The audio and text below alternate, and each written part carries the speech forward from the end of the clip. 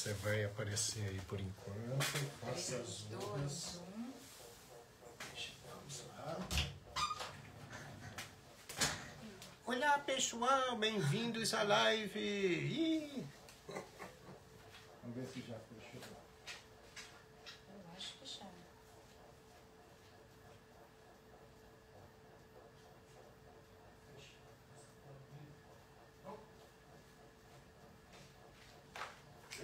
Aí, ó. A Celeste. Já vi a Branca. Pessoal. Também. Isso aí. Vamos entrando na nossa live. Boa noite, gente. Tudo bem? Ó, eita, meu amor. Eu aqui, ó, atrás da cadeira. Opa!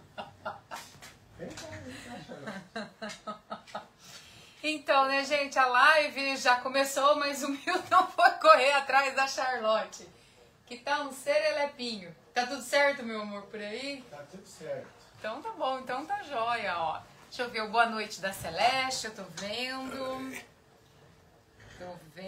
Enquanto isso, ó, eu tô aqui. Regina. Eu tô compartilhando o link da live no meu perfil. E eu espero que vocês também façam isso, claro, pra gente atingir um número muito grande, expressivo de pessoas para assistir a nossa live ao vivo. Hoje vamos falar sobre perda da memória, que é o assunto do 2º capítulo do livro Fuja do Alzheimer agora mesmo. Aqui no chat eu não consigo colocar o link. Eu vou tentar colocar o link do que a gente coloca do grupo do WhatsApp, que é onde a gente está interagindo e conversando com as pessoas que têm interesse, né, de comprar o livro, que não quer pedir nem pela editora, nem por um site de livrarias, né, querem pedir diretamente com a gente. Então, por esse grupo de WhatsApp, a gente conversa e combina, né, como faz para o envio e outras informações assim pertinentes, né, sobre a compra do livro. Mas quem é daqui de Arapongas mesmo, pode comprar o livro diretamente lá no consultório, né, meu amor? Aí tem um desconto legal. Um desconto bacana. E aí já pega o livro e já garante ali uma dedicatória do autor. Isso aí. Mas se for pelo correio, o autor também faz a dedicatória. Só comprando com a gente, né, meu amor? Comprando pelo site, infelizmente, não dá pra gente fazer isso. A não ser que a pessoa compre e depois, né, leve lá pra que você possa fazer a dedicatória também. E é isso. E os boa noites aí. Vamos ver aqui. O meu amigo Corró, querido, meu amigo de infância. Corró tá por aqui. O que ele tá perguntando? Só quando a Charlotte falar? A Charlotte tá quase falando. Olha, eu não sei falar não, mas que ela entende muita coisa, viu, Corró? Ela entende. Entende, hein? A Leonor Tosi tá por aqui. A Silvia Nascimento, desejando felicidades pra mim. Muito obrigada, tá, Silvia? A Regina Takashima, a Branca também, me dando os parabéns pelo meu aniversário, que foi segunda-feira, dia 8. Muito obrigada, tá, Branca? Nossa, eu recebi tantas mensagens de carinho. E olha, gente, isso chega, sabe? Dá um aconchego no coração tão grande. Muito obrigada mesmo a todas as pessoas que me felicitaram, né, nessa data. Foi assim um gesto de gentileza muito grande de vocês para comigo, e eu recebi tudo com muito carinho, com muito afeto. Estou aqui agradecendo a todas as mensagens recebidas. Deixa eu ver quem mais está por aqui. Que entrou agora, Daniele Barzon, a nossa participante, garota propaganda, né? A Catarina Miuk dando boa noite pra gente também. E tá certo, é isso mesmo, com a Charlotte manda na casa. Na verdade, nós somos os humanos dela, né? Ela não é a nossa cachorrinha. A Isa também tá por aqui, a Vera, a Márcia Farias. A Regina, lá de Najá. Deixa eu ver aqui, a Regina Marçal, isso, agora que eu vi aqui. Beijo pra você. A Vânia Moreira também tá dando boa noite pra gente. Nossa, que legal! A Regina não é Marçal, né? O sobrenome da Regina é outro. A Isa é Regina Marçal. Não, mas a outra Regina. Qual outra Regina? Então a que eu vi aqui foi Isa Regina Marçal, ó. Mas então não apareceu pra você. Aqui, tá. Então, mas... Deixa eu ver, a Regina Mara, isso. Tá por aqui, beijo Legal, pra Regina. pessoal. A Regina também é de Inajá. Sim, a Thaís Vera, Ricardo, querida. isso, Gerson Gonçalves. Gerson, craque Gersinho. Isso, que dando legal. boa noite pra gente, dando os parabéns pra mim. Obrigada, viu, Gerson? Quem mais? Ó, A que Vera, entrou. querida amiga Vera. O Nelson O Rampinelli. Nelson, legal. Também. Muito bom. Olha só, gente, hoje... A segunda live que a gente faz na quarta-feira, né, meu amor? É que Tá. agora na segunda-feira a gente tem um compromisso fixo à noite, então nós tivemos que mudar para quarta. Mas tá bem bacana, porque tá legal. muito mais pessoas assistiram na primeira que nós fizemos, às quartas, e hoje, olha, bastante gente, bastante né? gente já por Né? aqui. O ano começando, todo mundo querendo informações, Isso aí. né, baseadas na ciência, para cuidar bem da saúde, né? 2024 é o ano da saúde e do bem-estar, né? E o ano de você começar a fugir do Alzheimer agora mesmo. É isso aí. Então vamos lá, vamos começar então, pessoal. Então, hoje mais uma live. Hoje nós faremos a live sobre o capítulo 2, né? Quem já leu aí, porque eu acho que a maior parte das pessoas que estão acompanhando já adquiriram um livro. E então, se tiverem perguntas, né, já vão colocando aí, perguntas mais elaboradas, isso vai enriquecer o conteúdo da live. Então, esse é o livro, Fuja do Alzheimer Agora Mesmo, editora Viseu. E esse livro, então, ele pode ser adquirido nas livrarias ou pode ser comprado pela internet, em diversos sites, conforme a Érica já falou. E também pode comprar diretamente com a gente, aí é só entrar aí no link que a Érica vai deixar para vocês, né? E ali a gente envia para qualquer lugar do Brasil, se não for daqui. Bom, hoje a gente vai falar sobre o capítulo 2. Esse aqui, Perda da Memória. É um capítulo bastante interessante, ainda é uma parte introdutória do livro, né? Vocês vão vendo que, à medida que nós vamos discutindo, que nós formos evoluindo de capítulos, as orientações vão ficando mais específicas, as informações vão ficando mais profundas. Esses primeiros capítulos são mais para a introdução mesmo do livro. Tá? Bom, então vamos lá.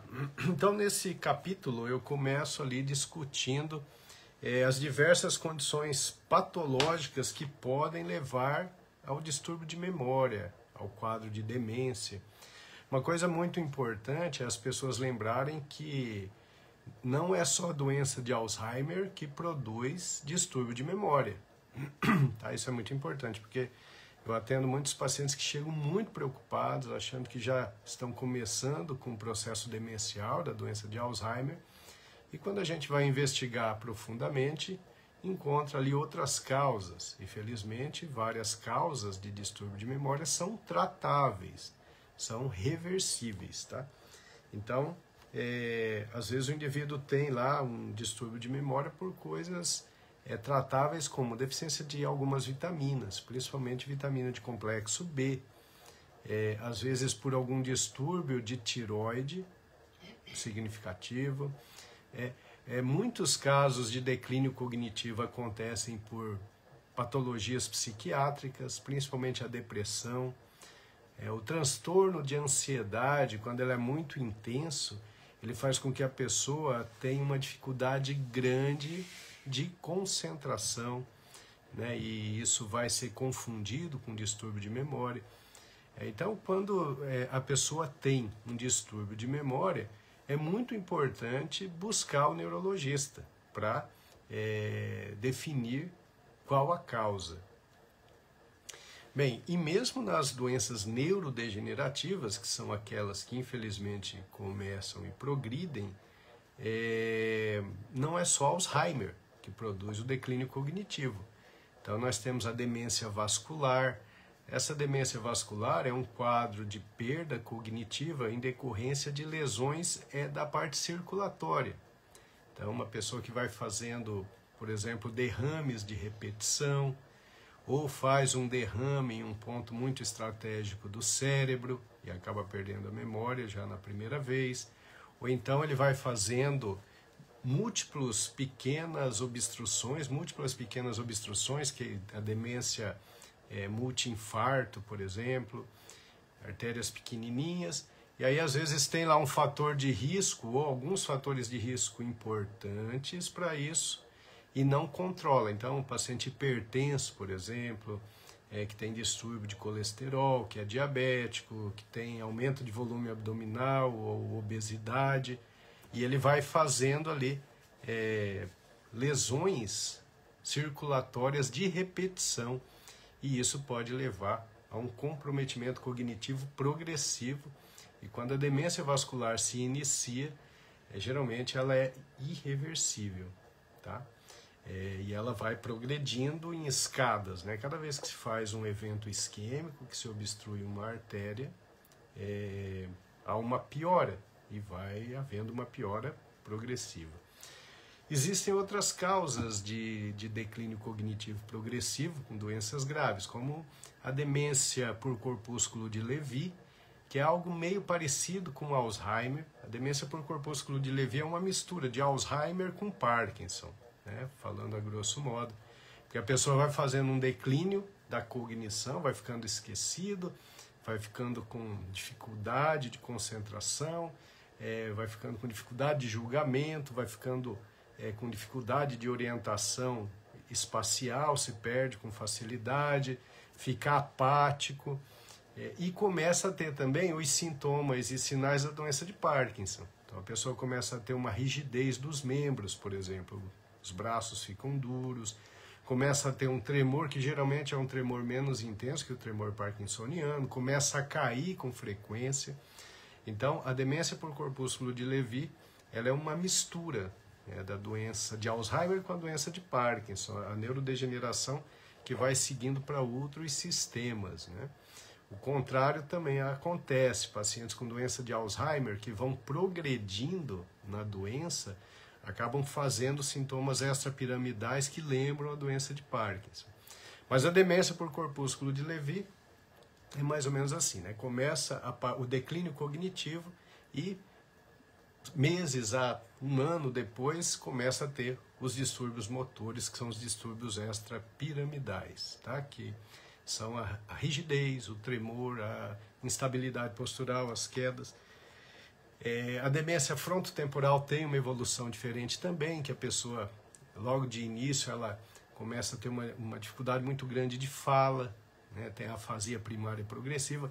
Então eu só estou falando tudo isso para vocês entenderem que doença neurodegenerativa que cursa com distúrbio de memória não é só doença de Alzheimer, tá? Isso é muito importante.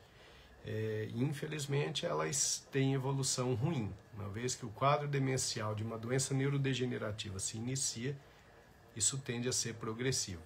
Existe uma demência também que a gente fica contente quando encontra no consultório, porque ela é reversível, que é a demência por hidrocefalia de pressão normal. A pessoa tem um declínio cognitivo, tem uma dificuldade de marcha, muito difícil andar, e essa pessoa tem incontinência urinária geralmente.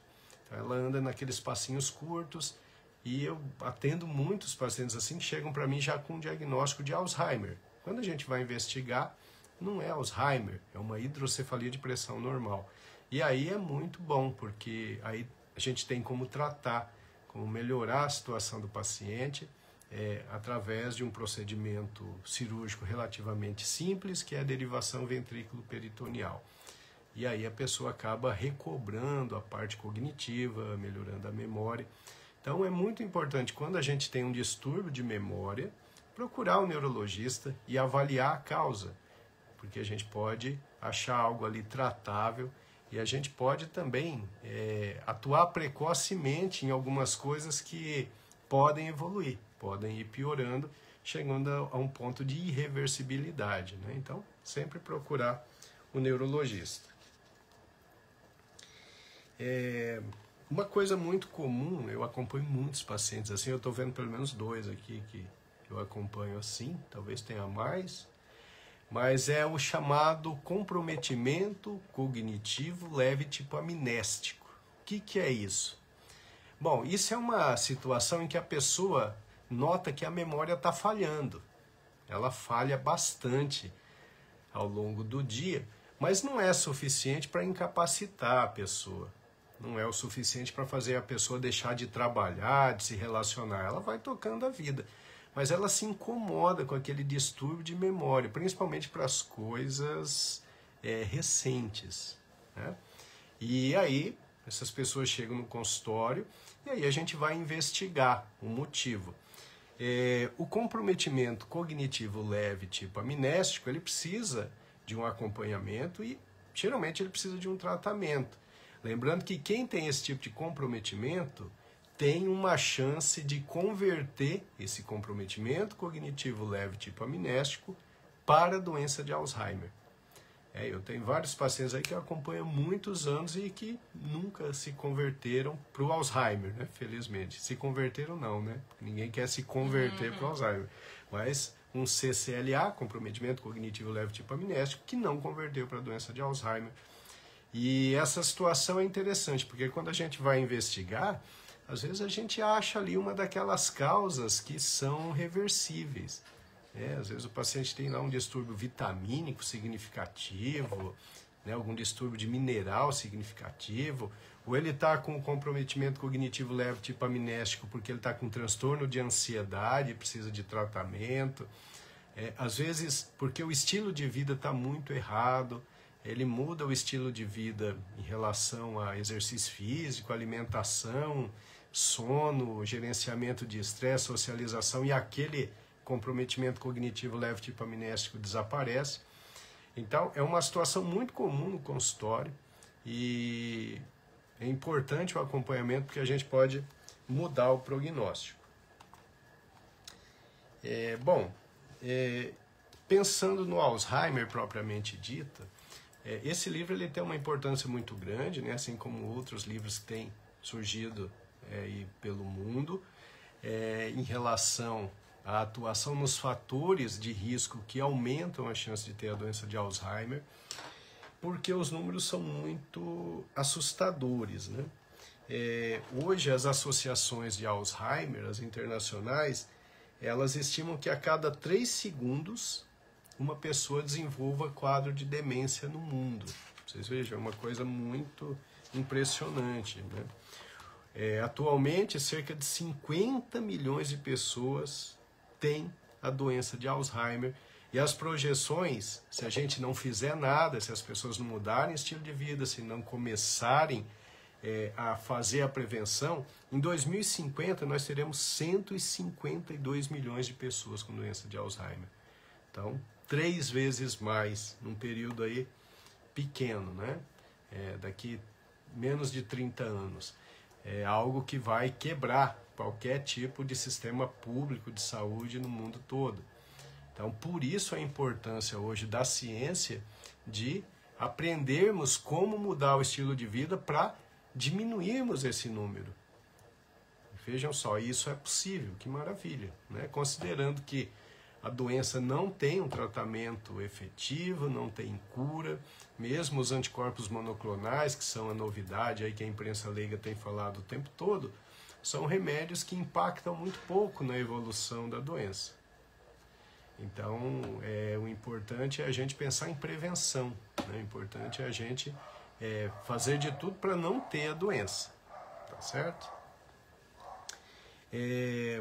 A prevalência da doença no mundo, a prevalência da doença de Alzheimer, ela vai aumentando com a idade, né? Então, ao redor ali de 65 anos, 1,5% das pessoas têm Alzheimer. Esses estudos são de países mais desenvolvidos.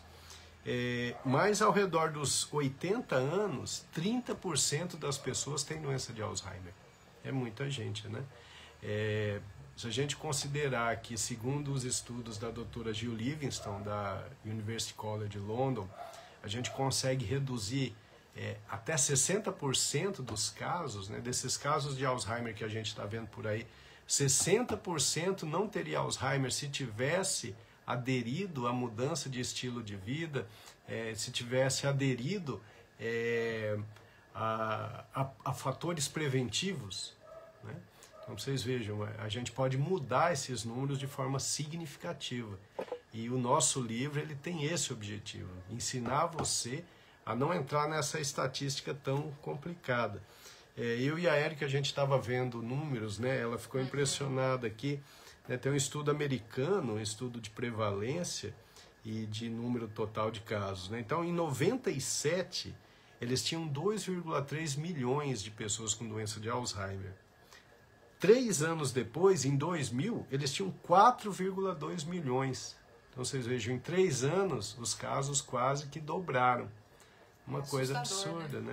E por que isso? Estilo de vida inadequado, né? Principalmente se olha nos Estados Unidos, a alimentação é um grande problema. O índice de obesidade nos Estados Unidos é muito grande, porque a alimentação é completamente inadequada, né? Calorias baratas e ruins, né? Dos fast foods, o uso excessivo do refrigerante, o consumo excessivo do açúcar, uma vida sempre estressante. Então, os americanos, eles ensinam para a gente o que não fazer, porque o número de casos de Alzheimer lá realmente é impressionante e não é difícil entender, né? O nível de sedentarismo no povo americano é um nível alto ainda. Então, todos esses são fatores que contribuem para que eles tenham esse número absurdo. No Brasil, a gente tem um estudo muito legal feito ali em Catanduvas. Catanduvas é um município paulista de 100 mil habitantes. E aí os grandes líderes do estudo de demência no Brasil, da Academia Brasileira de Neurologia, que é o Dr. Ricardo Nitrini, Dr. Paulo Caramelli, eles fizeram um acompanhamento dessa população e eles descobriram que a incidência anual de doença de Alzheimer é de 7,7 casos por 100 mil habitantes. Vocês vejam que coisa impressionante, né? Se a gente transfere esse número aqui para Arapongas, por exemplo, que é uma cidade aí de mais de 120 mil habitantes, então todo ano a gente tem pelo menos 10 casos novos de Alzheimer no mínimo. É muita gente, é muita coisa, né? É muito sofrimento, porque quem conhece pessoas com Alzheimer, quem cuida de pessoas com Alzheimer sabe o tamanho do sofrimento. E eu vejo isso no dia a dia. Hoje eu atendi uma paciente, o marido a levou, e ele me contando como que ele está se ajustando. Então, uma pessoa que tem Alzheimer e que fica muito agressiva, muito ansiosa e quer ir embora. A gente está usando já muito sedativo para ela, mas funciona muito mal. E aí o método que ele achou é o seguinte: quando ela quer sair, que ela quer ir para a casa dela, ela está na casa dela, mas ela não reconhece como casa própria, ele abre o portão e deixa ela sair e ele vai atrás. Aí ela anda alguns quarteirões, ele vai por perto para ela não correr perigo, até que ele a aborda e conversa com ela e convence a voltar. E ele me falou que o maior sofrimento que ele tem é que toda manhã ela acorda e toma um susto com ele, porque acredita que ele é um estranho que está na cama dela. E aí ele tem que explicar, falar que ele é o marido. Eles têm 50 e... tá fresquinho, eles têm 52 anos de casado. Isso ele me contou hoje, eu atendi essa paciente hoje.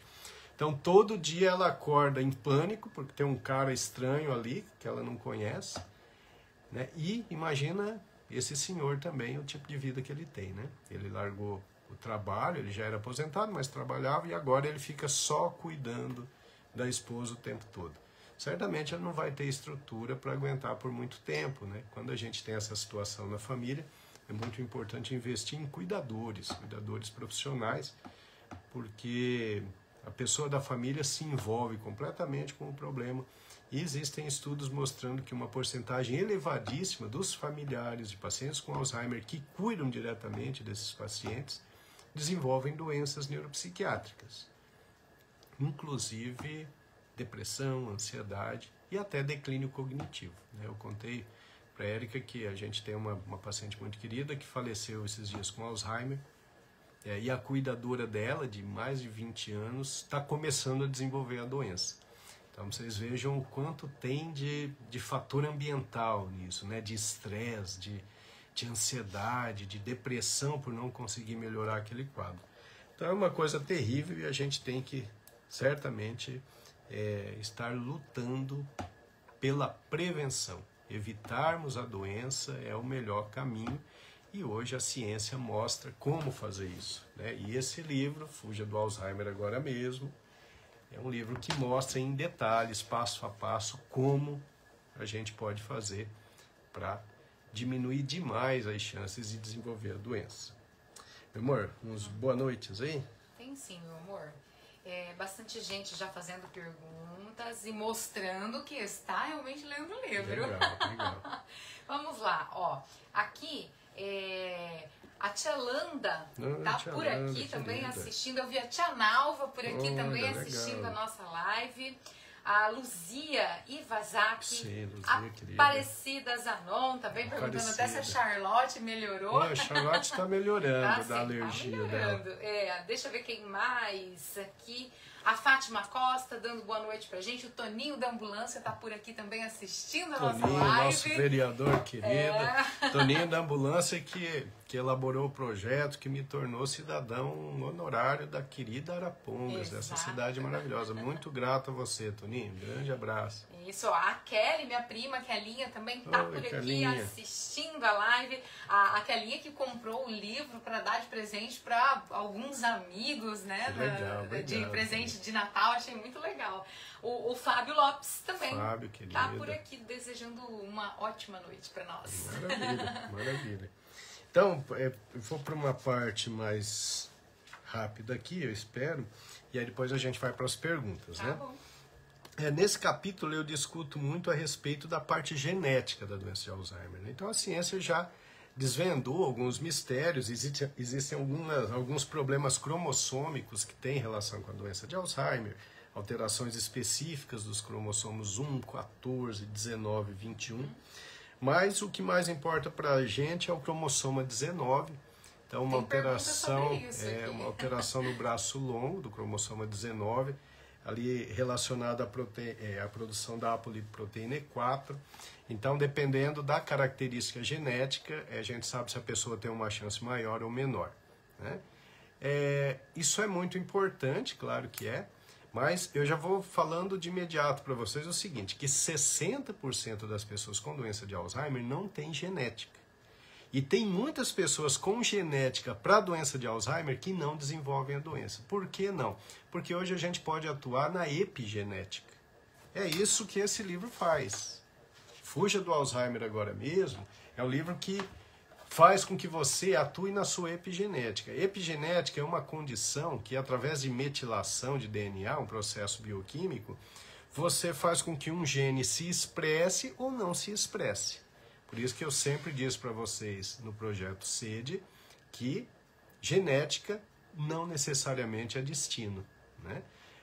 Porque se você tem um estilo de vida adequado, mesmo que você tenha o gene da apolipoproteína E4 em homozigose, mesmo assim, se você tem um estilo de vida correto, você vai fazer com que esse gene não se expresse. Eu tenho vários pacientes assim, que têm E4 em homozigose, que teoricamente teria até 90% de chance de ter a doença, e os anos vão passando e em decorrência do cuidado com o estilo de vida, a doença acaba não se manifestando, né? Em alguns casos, se ela se manifesta, ela vai se manifestar muito mais tardiamente, tá? Então, genética não é destino, porque a gente pode, através da mudança de estilo de vida, atuar na epigenética. Bom, vamos lá. Eu falo um pouquinho também desses 60% dos pacientes que não têm genética e desenvolvem a doença. Isso é uma prova de que a doença de Alzheimer, como eu sempre digo para vocês, é uma doença construída ao longo da vida através de erros, né? Erros no estilo de vida, erro na alimentação, erro com o sedentarismo, erro por não saber gerenciar estresse, erro por ter sono inadequado, erro pela falta de socialização. Então, a pessoa acaba, pelos erros, construindo a doença. Como a gente sabe quais são os fatores hoje, a gente sabe que praticamente a totalidade da população até recentemente ia construindo a doença, né? Agora que a gente já sabe quais são os fatores onde temos que atuar, é possível então mudar essas estatísticas conforme a gente viu lá atrás. E a gente sempre tem que salientar o trabalho do Dr. Dale Bredesen, um neurologista fantástico da Universidade da Califórnia, que escreveu o livro Fuja do Alzheimer Agora Mesmo. Não, Fuja do Alzheimer Agora Mesmo foi você. Isso aí. Como é que é o nome do livro? O Fim do Alzheimer. O Fim do Alzheimer. O Fim do Alzheimer tem o Fim do Alzheimer Guia Prática, é verdade. Mas o meu é melhor que o dele, não é, meu? Eu acho. Com toda certeza. Então, o Dr. Dale Bredesen, ele começou, esse primeiro livro, O Fim do Alzheimer agora mesmo, depois ele publicou... Não, O Fim do Alzheimer, Vitinho. Fuja do Alzheimer. O Fuja do Alzheimer, ele publicou há mais ou menos, eu acho Não, Ah, tá. Fuja do Alzheimer. Fuja do Alzheimer. Inclusive, ele tá aqui, ó. Se Não, você é me o confunde, Fim do Alzheimer. O Fim do Alzheimer. Inclusive, tá até aqui, ó. Gente, eu acho que ele tá fazendo isso pra promover me confundir. Ó, esse aqui é um livro Bredesen. fantástico. Esse aqui já é o segundo dele. Esse aqui já deixa eu arrumar aqui, ó. Esse já é o Fim do Alzheimer. Isso. Guia prático. E antes desse aqui, ele tem um outro que se chama só O Fim do Alzheimer. Esse livro dele, vamos ver de que ano que é. Esse aqui é 2020. Mas antes desse, uns 2 anos antes desse, ele lançou O Fim do Alzheimer. Esse indivíduo ele tem que ser celebrado, Dale Bredesen. Esse cara é fantástico, eu o conheci em congressos, ele realmente é um cara brilhante. E ele é um indivíduo que fugia daquela ideia básica que a gente tinha de doença de Alzheimer. Né? A gente sabe hoje, os próprios cientistas já admitem que durante décadas se abordou de forma errada a doença de Alzheimer. Se investiu milhões e milhões em tipos de pesquisas que, infelizmente, não surtiram efeito, porque a abordagem estava errada. Então, a doença de Alzheimer, a gente sabe que tem um acúmulo de proteína beta-amiloide, tem os emaranhados neurofibrilares, e a comunidade científica imaginou que se a gente conseguisse eliminar as proteínas beta-amiloide, então a gente conseguiria a cura da doença. Muitos remédios foram sendo feitos, a princípio remédios que aumentassem o nível de acetilcolina no lobo temporal para melhorar temporariamente a memória, e até que se chegou aos anticorpos monoclonais que conseguem tirar a proteína beta-amiloide. Mas aí se observou que isso não cura a doença. E hoje a gente sabe que essa proteína beta-amiloide ela é uma consequência e não a causa da doença. O Dr. Dale Bredesen, há pelo menos 2 décadas, ele já tinha essa ideia. Ele já tinha a ideia de que os fatores que levavam ao Alzheimer eram outros. E tinha muito a ver com inflamação, a inflamação crônica subclínica. Né? Então, principalmente consumo de alguns alimentos pró-inflamatórios, como açúcar, farinha branca. Por isso que ele deu um nome novo para o Alzheimer, que ele dizia que o Alzheimer era o diabetes tipo 3. A gente tem o diabetes mellitus tipo 1, tipo 2, e ele dizia que Alzheimer era o tipo 3. Ou seja, essa inflamação crônica subclínica seria, então, a chave para o surgimento da doença de Alzheimer.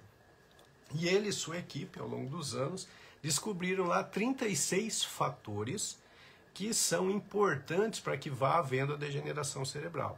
Esses fatores, eles vão desde sedentarismo, dieta errada, deficiência vitamínica, deficiência hormonal, estresse excessivo, sono inadequado. Então ele achou esses 36 fatores e ele desenvolveu então o primeiro protocolo para fazer uma proteção cerebral contra o distúrbio cognitivo. E ele conseguiu resultados muito bons. Como ele foi o primeiro a conseguir isso, a princípio todo mundo ficou meio desconfiado. Mas rapidinho outros grupos foram replicando os resultados que ele tinha conseguido. E hoje são muitos os trabalhos nesse sentido. Então, quando a gente fala de Alzheimer, a gente não pode esquecer desse autor aqui, Dale Bredesen, O Fim do Alzheimer. Esse é o livro, esse aqui já é o segundo. E é um livro que agora eu diria até que ele já está um pouquinho ultrapassado. O meu, ele já traz algumas evidências mais recentes, né? Mas certamente logo logo ele vai lançar uma edição nova, né? E ele vai atualizando. Então, para vocês verem que hoje é possível a gente realmente fazer a prevenção contra a doença de Alzheimer. Então eu termino o capítulo dizendo que nós podemos ser agentes ativos em relação ao nosso futuro cognitivo graças aos conhecimentos científicos atuais. As mudanças de paradigma estão em ascensão, então agora a gente já pode sim falar em prevenção contra a doença de Alzheimer e essa prevenção vai depender do nosso estilo de vida, tá certo? Então, eu acho que foi um resumo legal desse capítulo aqui, perda da memória. Então é o capítulo 2, perda da memória, e a gente falou bastante, né? O mais importante é vocês lembrarem de 2 detalhes básicos. O primeiro, que nem todo distúrbio de memória é doença de Alzheimer, e segundo, que as evidências para prevenção contra a doença de Alzheimer já estão bem estruturadas, já estão bem definidas, tá certo? Meu amor, vamos às perguntas. Temos perguntas, o pessoal tá lendo o livro. Isso é excelente. Quando eu vi aqui a questão, a dúvida da Daniele Barzon, eu dei risada, porque quando eu estava lendo esse capítulo, foi exatamente a mesma dúvida que eu tive. Você se lembra o que eu perguntei pra você? Bom, eu vou te ajudar, tá? Eu vou te ajudar. Ela perguntou sobre o alelo E4. Lembra que eu perguntei pra você? Mas o que é isso, né? Então ela começa a pergunta assim, ó. Demência por deficiência de vitamina B12, né? É o questionamento dela. Sim. Ela diz que lá na casa dela, entre os dela, né? Todo mundo tem a vitamina B12 bem ruim. A dela, felizmente, está ótima, né? Ela até coloca aqui o número de 900. E aí ela pergunta, o que é alelo E4? E como saber se somos portadores, né? Deste alelo? Que legal. Pergunta nível Daniele, né? Bom, então é o seguinte, o alelo, quem lembra, né, quem lembra de alguma coisa de genética, que viu aquelas transmissões mendelianas, né? Os genes, eles têm os alelos ali em pares, aí tem os dominantes, os recessivos, mas enfim, quando a pessoa tem esse gene com alelo E4 em homozigose, ele tem 2 E4 juntos ali, isso lá no cromossoma 19, né, no braço longo do cromossoma 19, essa pessoa tem uma chance maior de ter Alzheimer. Se ele tiver um alelo só, essa chance ela é significativa. Aí varia de estudo para estudo, mas fala de 10 até 30% de chance de ter doença de Alzheimer. Quando você tem em homozigose o alelo E4, essa chance aumenta muito. Alguns estudos falam até em 90% de chance de ter Alzheimer. Essa chance é não considerando a sua mudança de estilo de vida, porque a epigenética é capaz de não deixar esse gene da doença de Alzheimer se manifestar. Então, isso é o alelo. O alelo é a conformação genética que vai dizer se você tem mais ou menos. Quem tem um alelo E3, por exemplo, tem um fator de proteção contra a doença de Alzheimer. Tá? Como se mede isso? É muito fácil, né? Eu tenho muitos pacientes, inclusive, que estão assistindo aí, que a gente já mediu.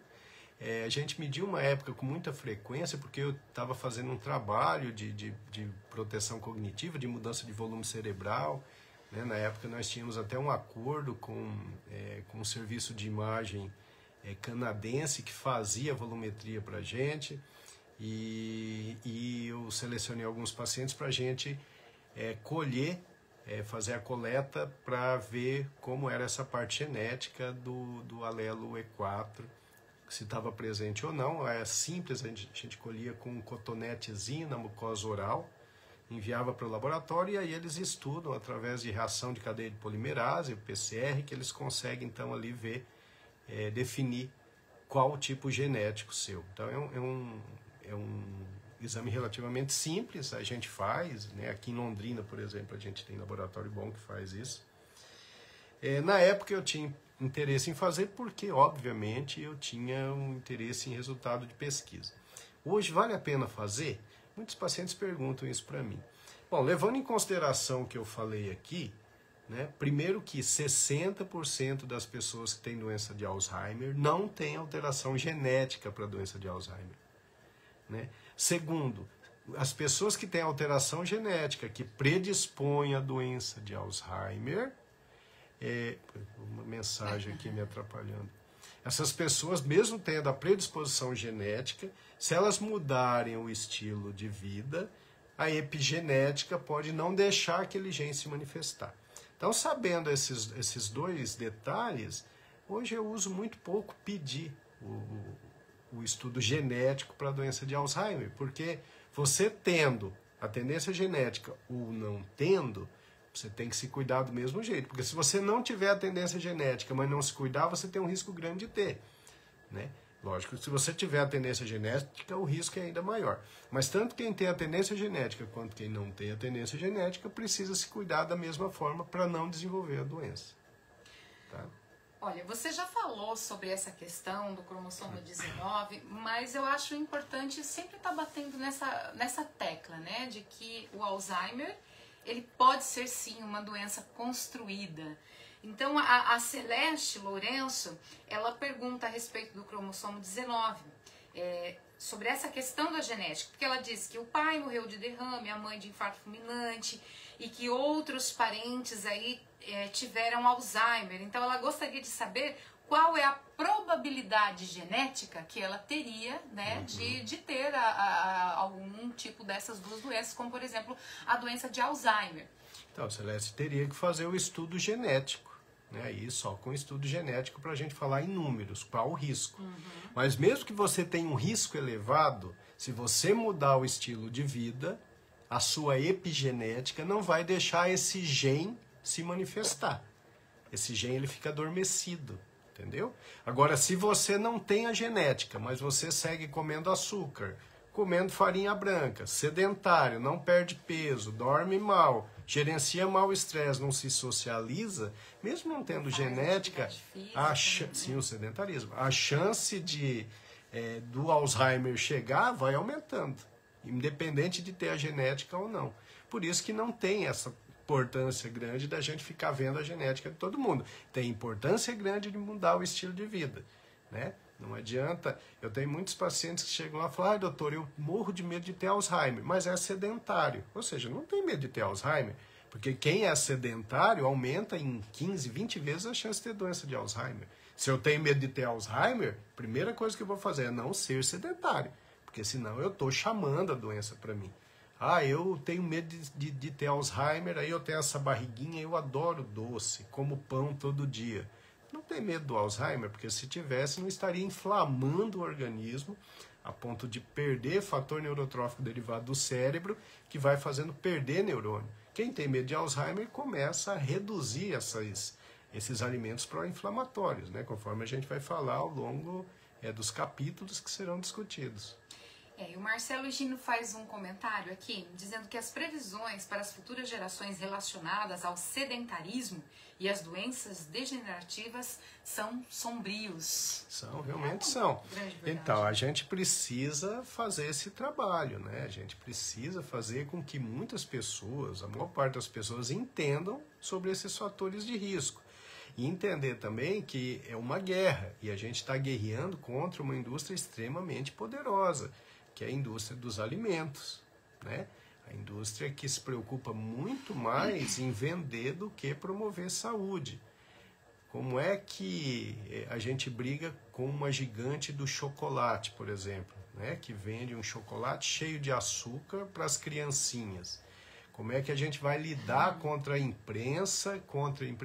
contra as propagandas que existem daquela gostosura de uma margarina que você passa no pão. E aquilo parece ser até algo saudável, né? E tudo isso é destrutivo. Então é a nossa live aqui, o livro e o conhecimento de quem tem a oportunidade de buscar o conhecimento contra a enxurrada de informações superficiais, de redes sociais, de televisão, né? Aquele risco quando você vai no mercado, um monte de coisa que não é saudável.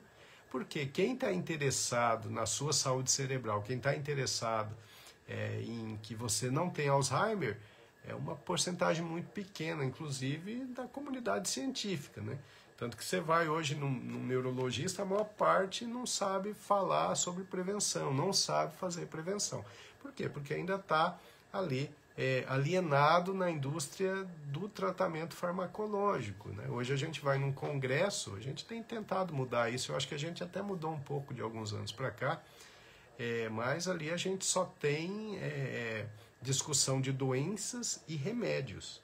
Tratar a doença é importante, claro que é, e a indústria farmacêutica lucra com o remédio, mas a gente precisa começar a tirar a cabeça, né, não ficar só mergulhado na indústria do medicamento, tirar a cabeça para fora d'água e começar a olhar a possibilidade de prevenção. É mais importante do que tratar a doença adequadamente, é você não deixar o seu paciente desenvolver a doença. Então esse é um detalhe importante, é uma mudança de paradigma que eu acho que está começando a acontecer. Eu digo isso porque no último Congresso Brasileiro de Neurologia, que é um dos principais congressos do mundo, porque vem sempre os melhores palestrantes, a gente já viu muita discussão sobre isso, né? Em junho próximo eu vou participar de uma conferência de neurologia em Paris, na França. Eu vou levar meu trabalho, uma pesquisa científica sobre dor de cabeça, mas eu vou participar de algumas mesas de discussão sobre fatores de risco para a doença de Alzheimer. Então é um assunto que está sendo discutido com profundidade e por grandes nomes da neurologia mundial. Mas é uma guerra da boa informação contra a informação geral aí da indústria alimentícia, né? Contra propaganda, com fins puramente lucrativos, né? Então vamos lá, já que o segundo capítulo fala sobre perda de memória, a Celeste, ela fala que não tem lembranças do passado, né? Ela tem mais lembranças recentes. E como que isso pode ser visto dentro da questão neurológica? Lembrança do passado, ela tem ali uma conotação emocional muito grande, né? Às vezes você está conversando com um colega de infância, com um parente que conviveu com você lá na infância, ele fala, você lembra daquele dia que aconteceu isso e aquilo, e você não lembra. Pô, eu não lembro. Bom, por que que esse amigo, esse parente se lembra? Porque teve alguma conotação emocional para ele. Todos os acontecimentos das nossas vidas que têm uma conotação emocional importante, a gente grava numa área cerebral, que é a amígdala cerebral, fica lá na pontinha do lobo temporal, e a gente consegue, tudo que aconteceu ao redor daquele momento emocional forte, você consegue lembrar, né? Por exemplo, se a gente pensar que no 11 de setembro, lá nas Torres Gêmeas, a maior parte de nós consegue lembrar o que estava fazendo naquele dia, né? Por quê? Porque aquela conotação emocional daquelas torres caindo, aquele monte de gente morrendo, aquilo ali é impactante e a gente segura ali na amígdala cerebral e a gente acaba lembrando todo o contexto. Eu me lembro até alguns pacientes que eu atendi naquele dia, e faz muito tempo, né? Por isso que no ensino, né, nos Estados Unidos, na Europa, eles batem muito nessa tecla. O aprendizado, ele tem que ter uma conotação emocional para que os alunos retenham isso. Então as coisas do passado é isso. Tem coisa que você não vai lembrar, Celeste, se você estiver conversando com alguém, mas tem coisa que você vai lembrar e a outra pessoa não vai. Isso é assim mesmo. Agora, o que preocupa a gente não é memória do passado. O que preocupa a gente é memória de curta duração. Esse comprometimento cognitivo leve tipo amnésico, do qual eu falei para vocês, que pode se converter para a doença de Alzheimer, ele cursa assim, com perda de memória para as coisas recentes.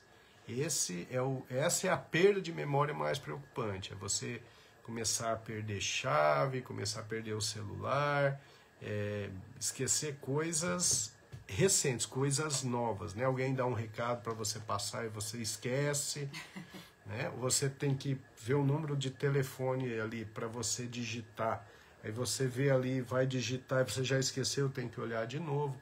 Então esse tipo de memória, ou de curta duração, é o que é primeiro afetado na doença de Alzheimer e na maior parte dos casos de declínio cognitivo. As coisas antigas aí têm uma importância menor e tem relação com a conotação emocional daquilo que você lembra. Então vamos lá, eu estava tentando encontrar aqui no livro uma parte que eu também risquei como importante, né? E a Daniele Barzon estava comentando aqui que inclusive leu para o marido dela hoje sobre essa informação de que em 2050, né, a prevalência de quantas pessoas podem adquirir a doença de Alzheimer. E aí, pior que os medicamentos, não tem ainda nada de significativo para combater a degeneração cerebral. Aí ela disse que comentou, né, com o marido dela, não tem mesmo, o que tem agora de imediato é prevenção. Prevenção, né? A gente não tem o que fazer. Não tem tratamento efetivo. A gente está avançando um pouquinho no tratamento agora com esses anticorpos monoclonais, né? O FDA americano liberou lá 2 substâncias, é só lá que eles estão usando, nenhum país ainda transportou. Eu vejo que o pessoal da Alemanha estuda bastante isso, mas não está sendo utilizado em larga escala não, ainda é meio em estudo. E assim, o anticorpo monoclonal, ele teve algum resultado, ele atrasou um pouquinho a evolução da doença para aqueles pacientes que estavam numa fase muito inicial da doença. Aí atrasou, se não me engano, ali em 26% em comparação com quem não usava. Mas é um remédio que, além de não ser curativo, de não ter um efeito tão impactante, ele tem riscos. Esse anticorpo monoclonal, ele tem efeitos colaterais, às vezes até graves, né? Então, a gente não tem tratamento ainda efetivo, a gente tem remédios que, infelizmente, não seguram a evolução da doença, e o tratamento a gente acaba fazendo mais sintomático, né? A pessoa agitada, a gente tenta acalmar, aqueles que têm alucinação, a gente usa antipsicótico, os que desenvolvem a depressão dentro do Alzheimer, a gente usa antidepressivo, a gente vai jogando com os medicamentos que temos para tratar sintomas. E a gente tem ali hoje os inibidores de colinesterase, que são os remédios de eleição, inclusive que o SUS libera, né? Que são remédios caros. E esses remédios, os 3 que a gente tem um efeito parecido, galantamina, donepezila, rivastigmina. A gente tem também o inibidor de monoaminoxidase B, que é a memantina, que a gente usa em casos mais avançados, mas o resultado é ruim, porque o paciente continua piorando progressivamente. Então, meu amor, olha, muita gente entrando, né, na live após o início, muita gente dizendo que vai assistir a live depois. Deixa eu mandar um abraço aqui pro Vildemar Straliotto, que está assistindo. Brilhante, Demar. E dando boa noite aqui pra gente, né? Advogado e ciclista. Brilhante. A Elizabeth Lopes também dando boa noite pra gente. Querida. A Jaqueline Negreto também está por aqui. Tudo bem? A Sara Fedrigo também. A Sara Fedrigo, inclusive, disse que está caminhando e que depois volta a assistir a live desde o início. A Sara faz tudo muito direitinho.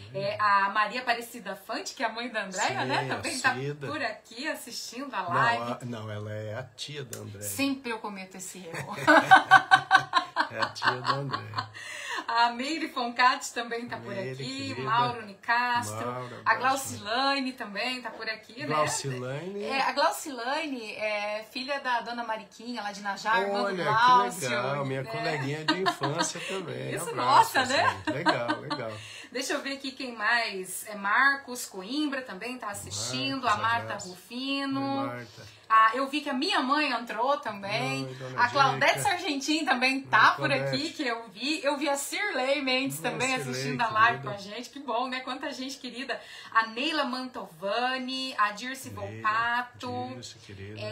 Deixa eu ver aqui a Neuza Santos, Maria Helena Zampar. A Jaqueline, referente, né, a questão da alimentação, ela quer saber se, como tempero de salada, limão, ketchup e mostarda em pequenas quantidades é prejudicial. Sim, começou bem. O limão realmente é bom, né? Agora o ketchup, a mostarda, aí não. Porque tudo que é industrializado tem os problemas, né? Acho que raríssimas exceções, né? Mas ketchup e mostarda, eles têm alto índice cancerígeno, na verdade, né? Ó, quem tá querendo ver aqui, acho que ela quer ver a tia Jaqueline, ela escutou. Olha aí, ó, minha cartolinha. A nossa famosa luminária de 4 patas, ó, tá aqui com colarzinho elisabetano. Hoje ela passou por uma biópsia, mas vai ficar boa essa menininha. A nossa pequena mocinha alérgica. Muito alérgica essa mocinha, ela tá com soninho. Opa, o meu sinal aqui caiu. Mas já voltou. Peraí, mas o meu não voltou ainda não, meu amor. Ele... É que alguém ligou pra mim ali, mas já voltou. Aqui, é porque o meu tinha sumido aqui, né? Ele tá dizendo, ó, prepara. Peraí, seu Toninho, já a gente retorna pro senhor. Deixa eu ver. O pessoal aqui olhando, ó, todo mundo, voltou, de novo, voltou. E agora eu perdi os comentários acima. Ó, não teve jeito. Já foi, meu amor. Mas acredito que as questões, elas foram feitas. Deixa eu ver, só a Daniele Barzon, que aqui você estava comentando no meio da live que é possível, né, a pessoa ter 2 tipos de demências juntas, e uma delas que você citou, ela falou de uma outra demência aqui, que ela não falou o nome, né, mas associada ao corpúsculo de Levi. Uhum. A demência com corpúsculo de Levi é uma doença específica. E ela cursa com sintomas que são da doença de Alzheimer, a grosso modo, tá?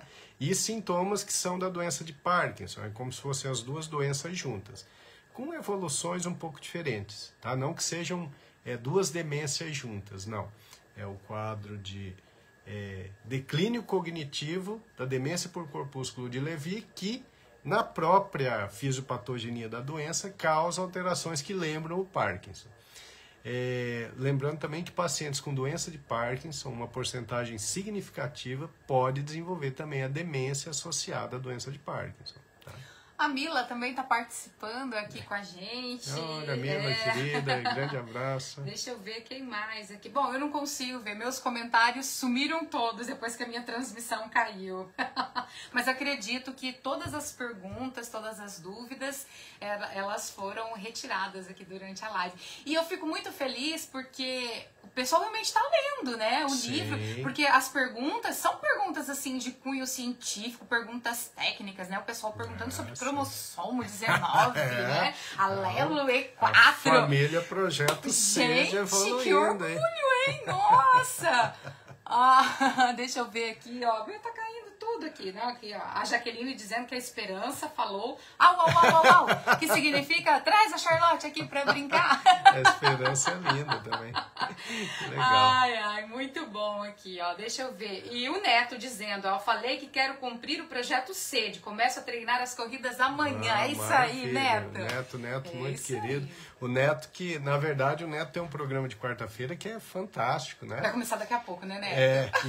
E a gente não... A princípio, a gente já ia fazer de quarta-feira. Mas aí, como tinha o programa do Neto, a gente falou, não, nós vamos assistir o programa do Neto. Mas aí, agora, a gente tem um compromisso na segunda. E depois, na quarta-feira, eu comecei, o ano passado, a ter também meus compromissos. E aí, Neto, mas agora dá pra gente Mas dá, o pessoal termina a nossa live, a live do Projeto SED, e depois corre lá pro programa do Neto. Maravilha. Né? Filosofando com o Neto. O Neto, programa de altíssima qualidade. Ele disse que tá de férias, tá de né? Férias, então hoje tá light, né? Por isso que você tá aqui, né, Neto? De boa, conversando, tranquilo. Muito legal, gente. Muito bom. Eu acho que, né, deu 1 hora de live, a gente conversou bastante, né? Foi bem produtivo, o pessoal participou bastante. Muito legal isso, gente. Esse e lembrando, né, meu amor, que aqui a gente está fazendo comentários sobre o livro, capítulo a capítulo, mas nada como a leitura, porque as pessoas têm uma informação mais completa, sim, né? Tem outras informações, né? Também, sim, uma leitura mais detalhada.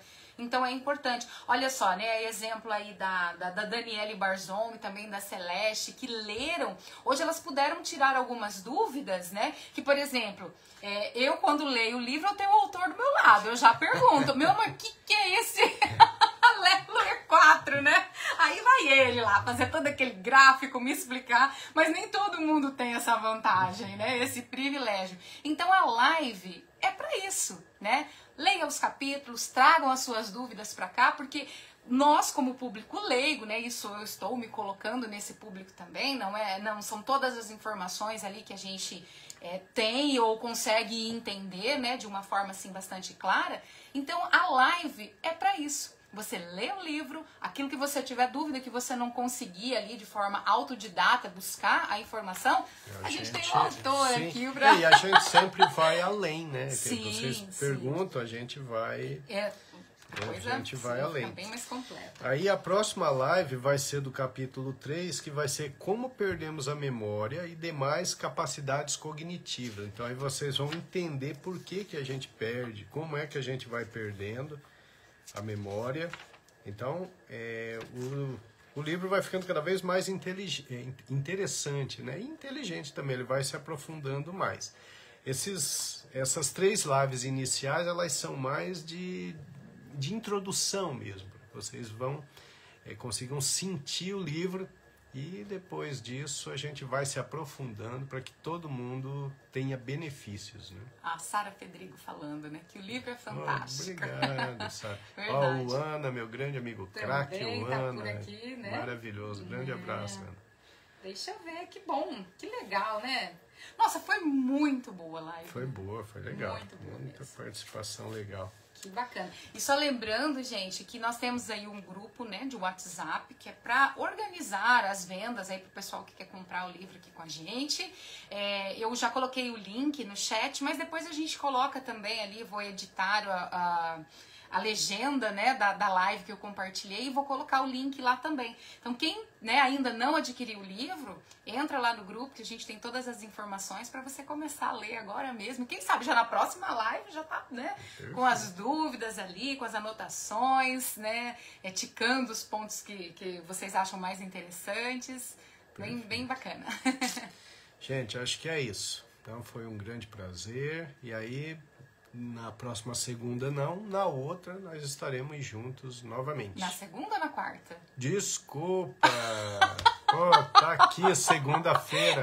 Na falho. Quarta-feira. É isso. Vai ser difícil, né? Desligar. Agora vai ter que, exatamente. Mas é quarta-feira. Grande abraço pra vocês. Deixa eu ver se a Charlotte tá aqui. A Charlotte, eu já procurei a Charlotte, não, mas ela tá por tá aí. correndo na grama. Grande abraço pra todos. Beijo, Até gente. logo. Beijo. Ótima semana.